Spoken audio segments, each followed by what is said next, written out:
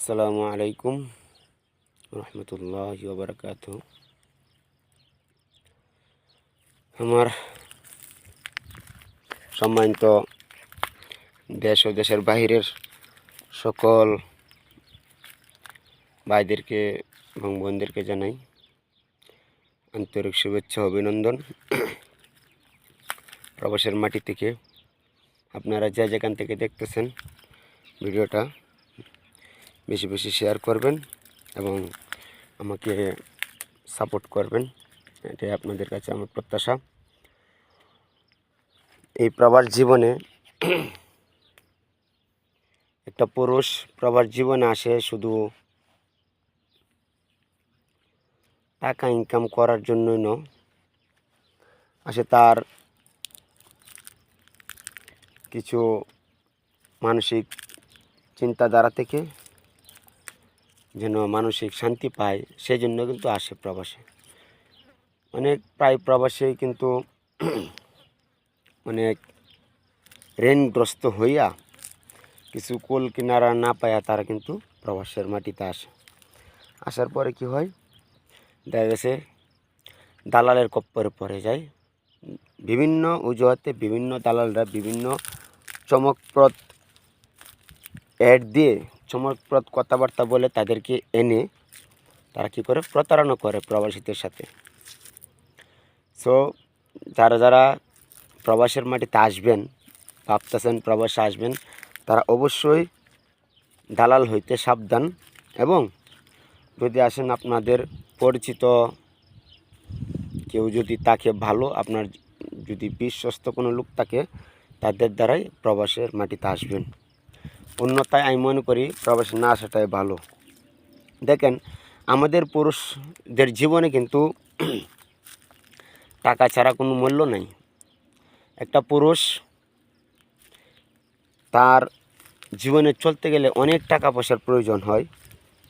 আজকে যদি আপনার টাকা থাকে তাহলে আপনি পিতামাতার কাছে ভালো, আপনার ফ্যামিলির কাছে ভালো, আপনার সন্তানের কাছে ভালো, আপনার ওয়াইফের কাছে ভালো, আপনার পাড়া প্রতিবেশী সবার কাছে ভালো।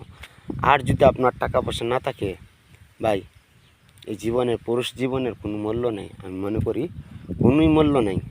সো আপনারা ভাবতেছেন যে প্রবাসে আসবেন, ভালো কথা, প্রবাসে আসেন, কিন্তু আমি মনে করি কি প্রবাসে আসলে অবশ্যই আপনার বিশ্বস্ত লোকের দ্বারা আসবেন, যেন কোনো প্রতারিত না হন।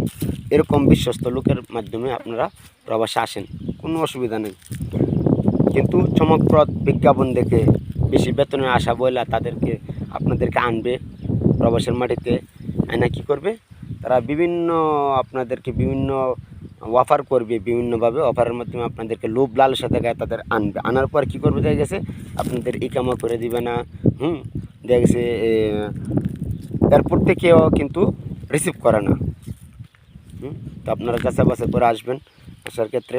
আর আমি যেটা মনে করি, 5 লাখ 6 লাখ টাকা দিয়ে আপনার বিদেশের মাটিতে নাইসা, এই 5 লাখ 6 লাখ টাকা দিয়ে যদি আপনি বাংলাদেশে একটা ক্ষুদ্র ব্যবসায়ও করেন, 5 লাখ টাকা মনে হয় লাগে না। তারপরে যদি 5 লাখ টাকা দিয়ে ক্ষুদ্র ব্যবসা করেন, অবশ্যই আপনি 30 থেকে 35,000 টাকা মান্থলি ইনকাম করতে পারবেন।